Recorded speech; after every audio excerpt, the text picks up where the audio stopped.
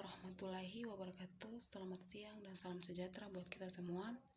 Di sini saya akan membahas materi terkait usaha mikro, kecil, dan menengah yang disebut UMKM.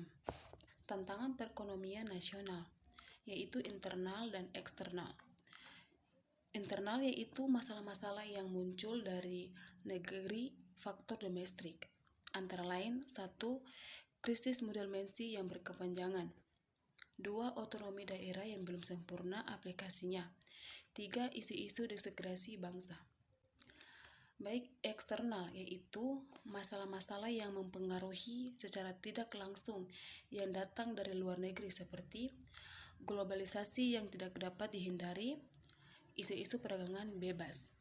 Beberapa hal penting menjadi pelajaran dari krisis ekonomi 1998 yang lalu. 1. Pembangunan ekonomi yang tidak berbasis pada kekuatan sendiri, tetapi bertumpu pada utang dan impor. Hal ini sangat rentan terhadap perubahan faktor internal dan membawa dalam krisis yang berkepanjangan. 2. Pendekatan yang serba sentralistik, seragam, dan hanya berpusat pada pemerintahan. Hal ini tidak menghasilkan struktur sosial ekonomi yang memiliki fondasi yang kokoh, tetapi justru menghasilkan struktur sosial ekonomi yang didominasi usaha skala besar dan kinerja yang rapuh. Definisi UMKM. Definisi UMKM adalah usaha kecil termasuk usaha mikro, merupakan suatu badan usaha warga negara Indonesia, baik perserokongan maupun berbadan hukum yang memiliki kekayaan bersih. Tidak termasuk tanah dan bangunan sebanyak-banyaknya 200 juta atau mempunyai hasil penjualan rata-rata per tahun 1 miliar. Usaha tersebut berdiri sendiri. Usaha kecil dan mikro, yaitu memiliki individu WNI dan berbadan hukum dan kekayaan bersih maksimal 200 juta. Dan hasil penjualan nilai omset rata-rata 1 miliar per tahunnya. Usaha menengah yaitu adalah badan usaha milik warga negara Indonesia yang memiliki kekayaan bersih lebih besar dari 200 juta hingga 10 miliar, tidak termasuk tanah, bangunan, tempat usaha. Kualifikasi usaha dilihat dari nilai kekayaannya. Usaha kecil dan mikro maksimal 200 juta, usaha menengah 200 juta sampai 10 miliar, usaha besar di atas 10 miliar. Usaha kecil adalah perusahaan baik yang berbadan hukum atau tidak, yang mempunyai tenaga kerja 5-9 orang, termasuk pemilik usaha atau pengusaha. Klasifikasi usaha yang dilihat dari jumlah tenaga kerjanya. Jumlah tenaga kerja yaitu usaha kecil dan mikro 1-4 orang. Usaha menengah yaitu 20-99 orang. Usaha besar yaitu di atas 99 orang. Departemen Industri Perdagangan Undang-Undang Nomor 9 Tahun 1995.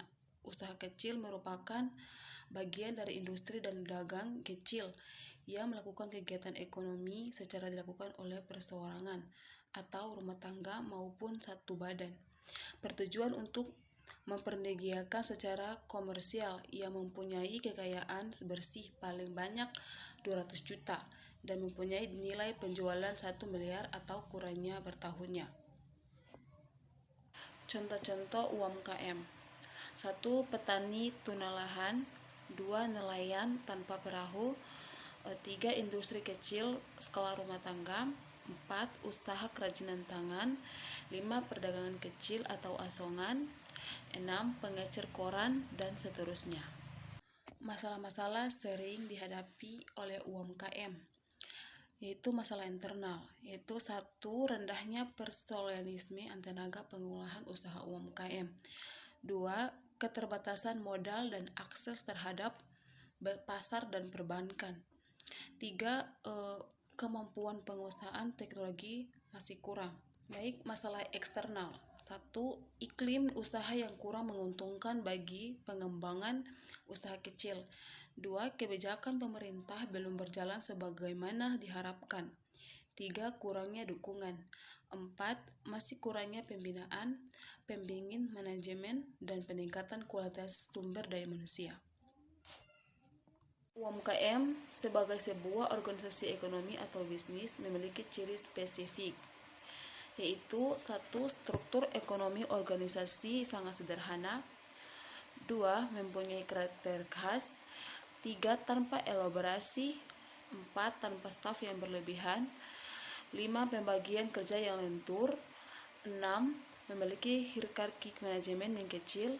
7. Sedikit aktivitas yang diformalkan. 8. Sedikit aktivitas yang diformalkan. 9. Sangat sedikit yang menggunakan proses perencanaan. 10. Jarang memberikan pelatihan terhadap karyawan. 11. Jumlah karyawan sedikit. 12. Pengusaha sulit membedakan aset pribadi dan aset perusahaan. 13. Sistem akuntansi kurang baik, biasanya bahkan tidak memiliki pembukuan.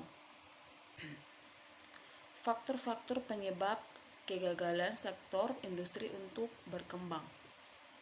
1. Yakni lemahnya kemampuan dalam mengambil keputusan. 2. Yakni ketidakmampuan manajemen. 3. Yakni kurang pengalaman. 4. Yaitu lemahnya pengawasan terhadap keuangan. 5. Yakni kemerosotan posisi model kerja. 6. Artinya sering menemukan penurunan atau volume penjualan. 7. Yaitu buruknya manajemen mendorong terjadinya penurunan laba atau keuntungan. 8. Sebaliknya, hutang terus meningkat. Kendala-kendala lain yang mempengaruhi sulitnya pengembangan UMKM adalah adanya pemikiran-pemikiran yang mitos atau salah kaprah. Mitos akan adanya kecenderungan pemikiran bahwa alokasi sumber daya pembangunan diprioritaskan menurut dimensi rasional lebih penting daripada dimensi moral, dimensi material lebih pada dimensi institusional, dan dimensi ekonomi lebih penting daripada dimensi sosial. 2. Mitos pendekatan pembangunan yang berasal dari atas top down, ia lebih mudah dan lebih baik daripada pembangunan lebih pendekatan dari bawah bottom yang berasal dari aspirasi pembangunan tingkat grassroots. 3. Mitos bahwa pembangunan masyarakat lebih membutuhkan bantuan material fisik daripada pembantuan keterampilan teknik dan manajerial. 4. Mitos bahwa pengetahuan dan teknologi impor selalu lebih baik daripada teknologi tradisional. 5. Mitos bahwa kelembangan kelokat cenderung tidak efisien, bahkan tidak efektif, serta menghambat proses keberadaan masyarakat itu sendiri. 6. Mitos bahwa masyarakat di lapisan bawah tidak tahu apa yang diperlukan dan bagaimana memperbaiki nasibnya. 7. Mitos bahwa berbagai kemiskinan yang terjadi merupakan akibat ketidakmampuan, kebodohan, dan kemalasan orang miskin sendiri. 8. Mitos bahwa efisiensi merupakan tujuan utama pembangunan dan tujuan dari alokasi sumber daya masyarakat. 9.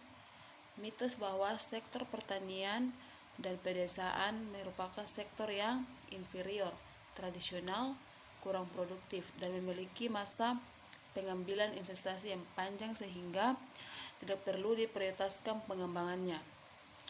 10. Mitos keseimbangan dalam akses dan kepemilikan sumber daya pembangunan merupakan syarat penting untuk melakukan perubahan.